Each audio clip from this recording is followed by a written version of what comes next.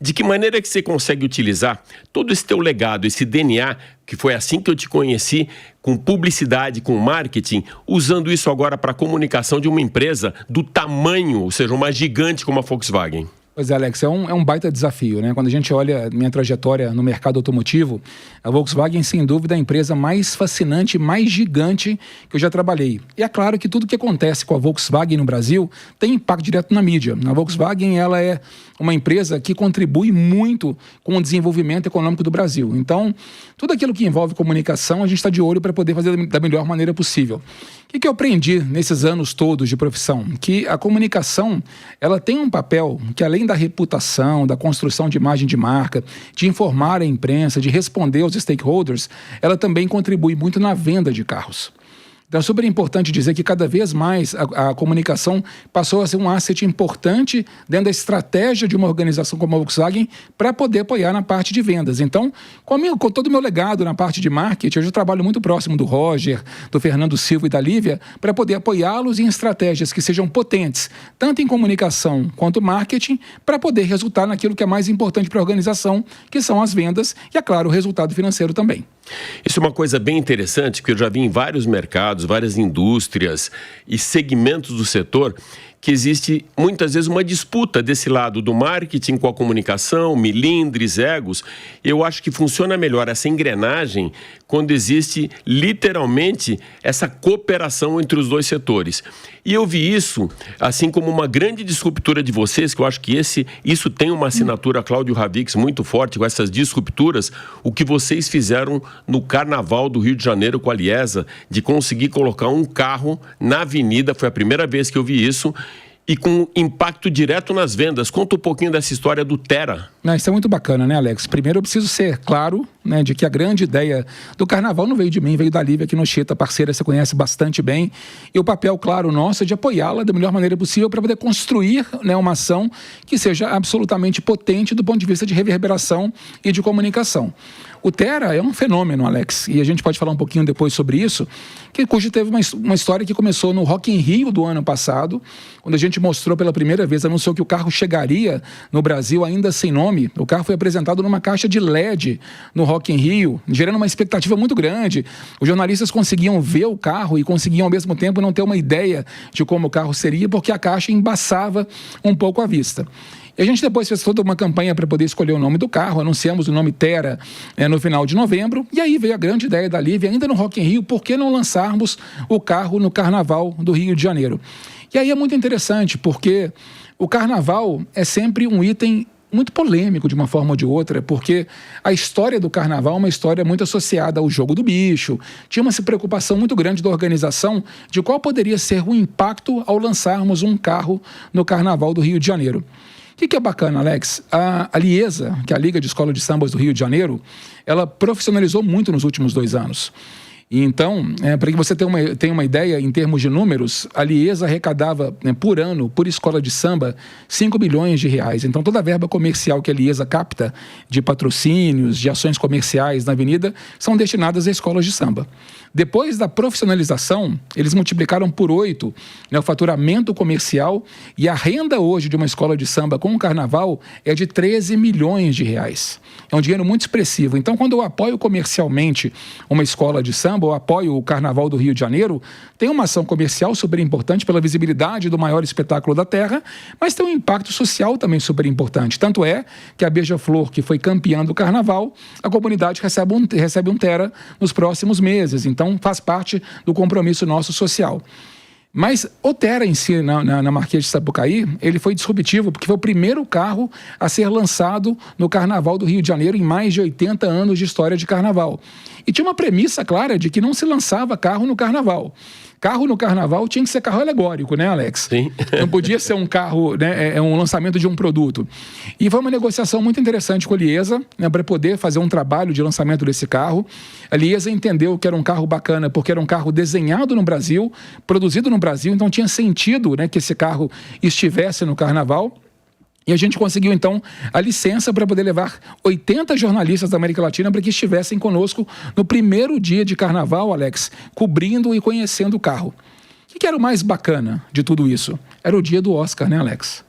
Era um domingo de carnaval. E que acaba colocando uma cortina de fumaça em cima da mídia em geral, né? Porque ali a cereja do bolo são as pessoas ligadas no grande vencedor, ainda mais com o Brasil concorrendo, né? Exatamente, o Brasil concorrendo com o melhor filme estrangeiro, com a Fernanda Torres, sim, concorrendo a melhor atriz. Então tinha um impacto, era como final de Copa do Mundo. Tinha uma torcida muito grande para o Brasil naquele momento. E lançar o carro naquele dia tinha um risco, claro, e a gente sempre sabe dos riscos. Mas o carro deu tanto impacto, a gente liberou, na verdade, o embargo da informação às 5 horas da tarde de domingo, o que não acontece, não é usual lançarmos carro no final de semana, Alex, sabe muito bem. E realmente o carro ganhou uma atenção muito grande. Naquele dia, o carro foi a notícia mais lida da Globo.com. Imagina, em dia de Oscar, o Thera ser o carro, né, com a notícia mais lida até então. E criou-se, então, um fenômeno incrível, né, de buscas e interesse por esse carro. E não só no Brasil, mas globalmente, Alex. Como a gente falou um pouquinho nos bastidores, quando a gente olha o efeito da repercussão do Thera na mídia, 12% de toda a repercussão de mídia, ou seja, todas as notícias publicadas sobre Volkswagen no primeiro quarter ou no primeiro trimestre deste ano foram sobre Thera. 20% de engajamento nas redes sociais do mundo como um todo no primeiro trimestre. Então o Thera realmente furou a bolha. E o carro, obviamente, né, pós-carnaval, teve o lançamento agora recentemente, já é um grande sucesso, já é um ícone da marca. Mas a estratégia ela é combinada, né, com uma execução criativa, né, claro, né, um trabalho muito importante próximo da mídia, a gente ter coragem para poder colocar uma ação como essa de pé, e os resultados disseram que a gente realmente acertou na nossa escolha. Ravix, de um tempo para cá, vou dizer assim de maneira mais intensa, na verdade, nos últimos 10 anos, a maneira de nós jornalistas cobrirmos um evento, ela também mudou. Teve uma virada de chave e quem se atualizou, né, isso foi o caso da própria Jovem Pan quando veio para a mídia digital, quando a rádio que virou TV, né, que literalmente hoje virou realmente TV Jovem Pan News, criou uma disruptura da maneira de se comunicar. Como que você vê hoje a mídia digital no impacto, que foi o que vocês tiveram muito, até com um ramp-up de 12 mil carros vendidos no lançamento, da mídia digital, do jornalista da mídia digital? É fundamental. Na verdade, hoje em dia, Alex, eu não percebo nenhum jornalista que não tenha o seu canal próprio ou que preste serviços para algum tipo de veículo de comunicação que não tenha o seu canal oficial. Não tem as plataformas digitais. Tem que ter, obrigatoriamente é isso, porque a plataforma digital e as redes sociais democratizaram o jeito de comunicar e empoderaram o público a participar da conversa também. Antigamente a mídia ela era muito unilateral. Você escrevia um artigo, a pessoa comprava um jornal, assistia a televisão, comprava uma revista e ponto. Ela não tinha possibilidade de interagir. Hoje você conversa com o editor. Né? Você lembra que tinha sessão de cartas, né? Exatamente. A resposta era... Carta ao editor, agora é online. É online e é em tempo real. E é super importante a gente saber disso. E é claro que é isso que vai impactar de uma forma ou de outra, numa velocidade muito, muito dinâmica e exponencial, o efeito positivo ou negativo de uma ação que a gente faça. Então, quando a gente olha hoje num mailing de jornalistas que participa de um evento de lançamento, por exemplo, a gente vai olhar, claro, a audiência, mas também o engajamento daquele veículo de comunicação ou do jornalista nas suas redes sociais, porque isso amplifica muito a nossa conversa. Então, muita gente fala, poxa, Cláudio, mas hoje em dia, quando você faz um evento de comunicação, tem a imprensa, mas tem criadores de conteúdo também.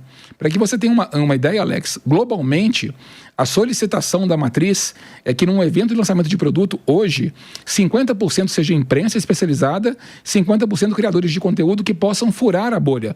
No Brasil, a equação é um pouco diferente. A imprensa ainda é muito mais potente, né, em termos de presença do que os criadores de conteúdo, mas os criadores de conteúdo estão ganhando seu espaço também e nos ajudam de uma forma ou de outra a furar a bolha. Então, para uma marca como a Volkswagen, que quer sim, né, ter uma amplitude de visualizações em relação ao seu produto, a gente entende que o formador de opinião, né, que o criador de conteúdo que não é especializado, ele sempre vai ajudar a gente a poder levar o nosso produto mais longe. Quando o cara vai para compra efetivamente, ele vai acabar, né, olhando, sem dúvida nenhuma, a imprensa especializada para poder consultar se aquele carro é realmente o carro que ele deseja do ponto de vista técnico, de preço, de percepção, de avaliação. Mas furar a bolha é super importante, ainda mais um mercado cada vez mais competitivo, né, Alex?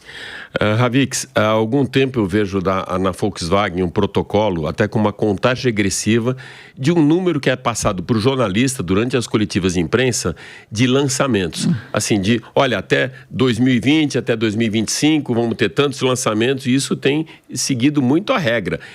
Eu acho que teve só um espaçamento durante a Covid, isso para o mercado global, mas eu queria saber como que está hoje essa contagem regressiva de lançamento e também com aportes financeiros no grupo. Vamos lá, Alex. A Volkswagen anunciou no comecinho do ano passado investimentos no Brasil de 16 bilhões de reais até 2028 para lançar 16 novos produtos.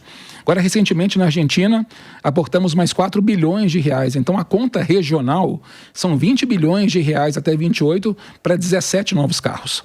Desses carros, 5 já foram lançados. A gente lançou o novo T-Cross, o novo Nivus, o novo Nivus GTS, a nova Amarok e agora o inédito Thera, né, recém-lançado agora, né, no finalzinho do mês passado. Então, sim, a gente lançou 5 carros, já anunciamos mais 2 para esse ano. Chegarão o Jetta GLI, o novo Jetta GLI super esperado, e a volta do Golf GTI. Anunciado, todo mundo pediu, implorou. O Ciro, inclusive, comunicou a volta desse carro nas redes sociais dele de uma maneira super diferente, inovadora para poder comunicar.